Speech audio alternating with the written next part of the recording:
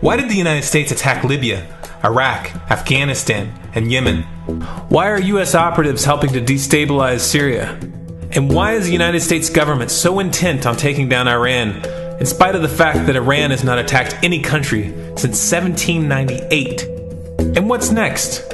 What are we headed for? When you look at the current trajectory that we're on, it doesn't make any sense at all if you evaluate it based on what we're taught in school. And it doesn't make any sense if you base your worldview on the propaganda that the mainstream media tries to pass off as news.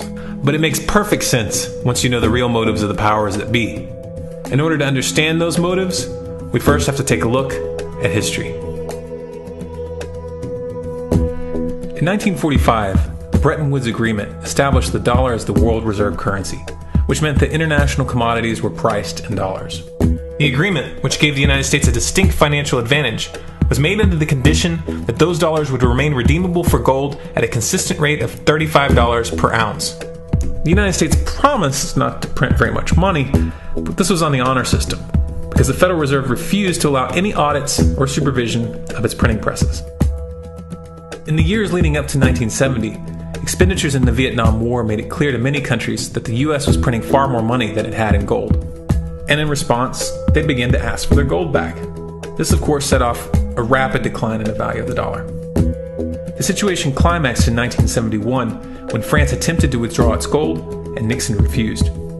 On August 15th, he made the following announcement. I have directed the Secretary of the Treasury to take the action necessary to defend the dollar against the speculators.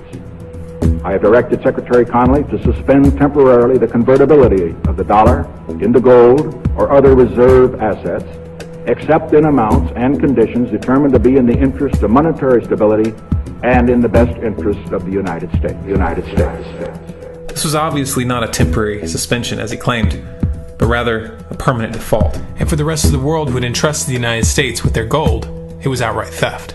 In 1973, President Nixon asked King Faisal of Saudi Arabia to accept only U.S. dollars as payment for oil and to invest any excess profits in U.S. Treasury bonds, notes, and bills.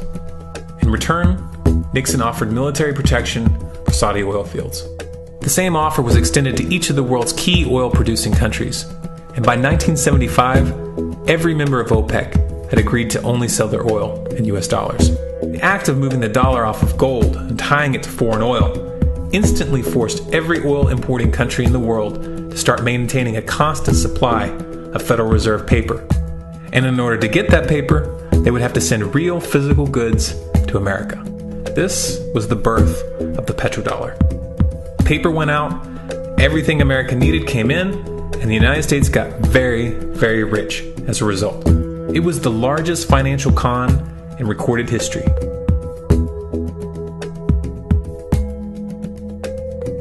The arms race of the Cold War was a game of poker.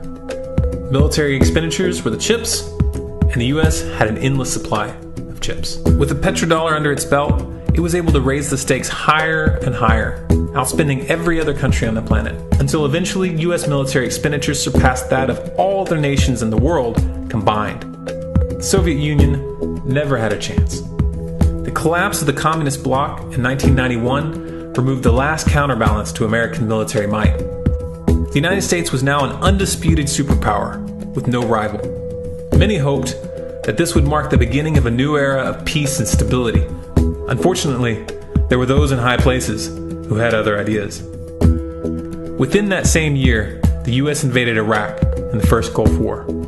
And after crushing the Iraqi military and destroying their infrastructure, including water purification plants and hospitals, crippling sanctions were imposed which prevented that infrastructure from being rebuilt.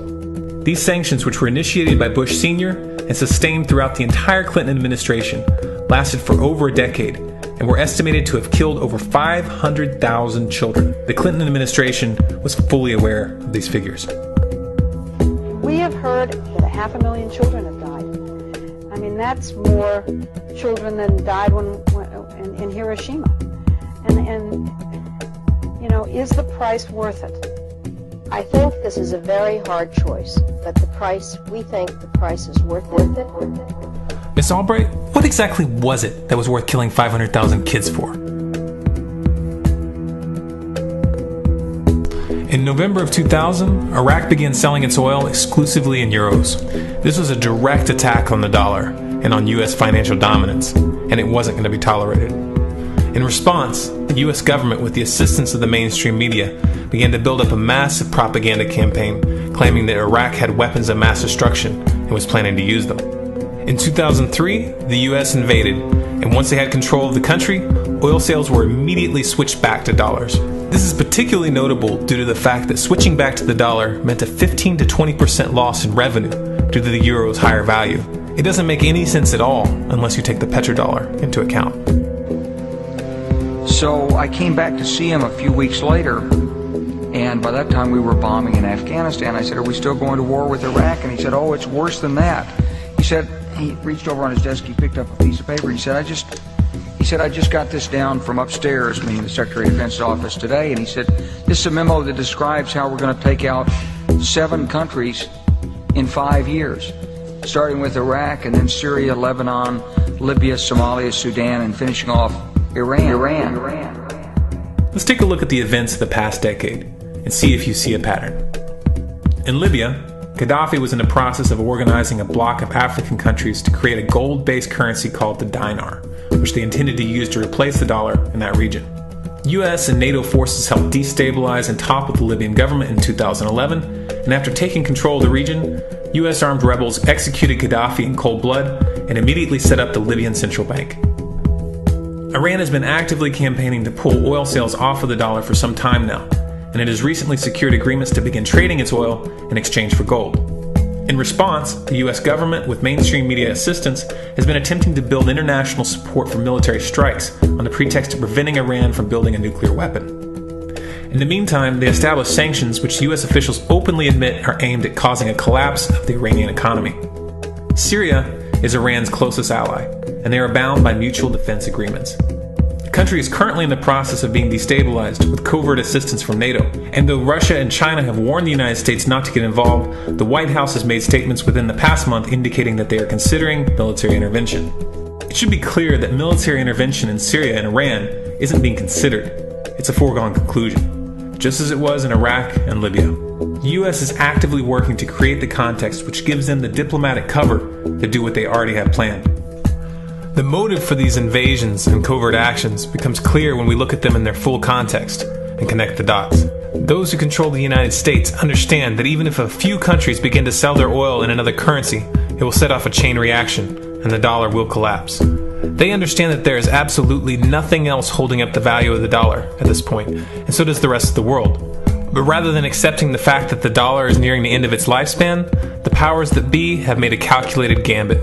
They have decided to use the brute force of the US military to crush each and every resistant state in the Middle East and Africa. That in itself would be bad enough, but what you need to understand is that this is not going to end with Iran. China and Russia have stated publicly and on no uncertain terms that they will not tolerate an attack on Iran or Syria. Iran is one of their key allies, one of the last independent oil producers in the region, and they understand that if Iran falls, then they will have no way to escape the dollar without going to war. And yet the United States is pushing forward in spite of the warnings. What we are witnessing here is a trajectory that leads straight to the unthinkable. It's a trajectory that was mapped out years ago in full awareness of the human consequences. But who was it that put us on this course? What kind of psychopath is willing to intentionally set off a global conflict that will lead to millions of deaths just to protect the value of a paper currency? It obviously isn't the president. The decision to invade Libya, Syria, and Iran was made long before Obama had risen to the national spotlight. And yet, he's carrying out his duty just like the puppets that preceded him. So who is it that pulls the strings? Often the best answer to questions like this are found by asking another question. Qui bono? Who benefits? Obviously, those who have the power to print the dollar out of thin air have the most to lose if the dollar were to fall. And since 1913, that power has been held by the Federal Reserve. The Federal Reserve is a private entity owned by a conglomerate of the most powerful banks in the world. And the men who control those banks are the ones who pull the strings. To them, this is just a game. Your life and the lives of those you love are just pawns on their chessboard. And like a spoiled 4-year-old who tips the board onto the floor when they start to lose, the powers that be are willing to start World War III to keep control of the global financial system. Remember that when these wars extend and accelerate. Remember that when your son or your neighbor's son comes back home in a flag-draped coffin. Remember that when they point the finger at the new boogeyman. Because the madmen who are running this show will take this as far as you allow them to. So how much time do we have left? It's a question I hear constantly, but it's the wrong question. Asking how much time we have left is a passive posture. It's the attitude of a prisoner who's waiting to be taken out to a ditch and shot in the back of the head. What are our chances? Can we change course? Also the wrong question. The odds don't matter anymore. If you understand what we're facing, then you have a moral responsibility to do everything in your power to alter the course that we're on, regardless of the odds. It's only when you stop basing your involvement on the chances of success that success actually becomes possible. To strip the ill-begotten power from the financial elites and to bring these criminal cartels to justice will require nothing less than a revolution. The government is not going to save us. The government is completely infiltrated and corrupt to the core. Looking to them for a solution at this point is utterly naive. There are 3 stages of revolution, and they are sequential. Stage 1 is already underway. Stage 1 is the ideological resistance.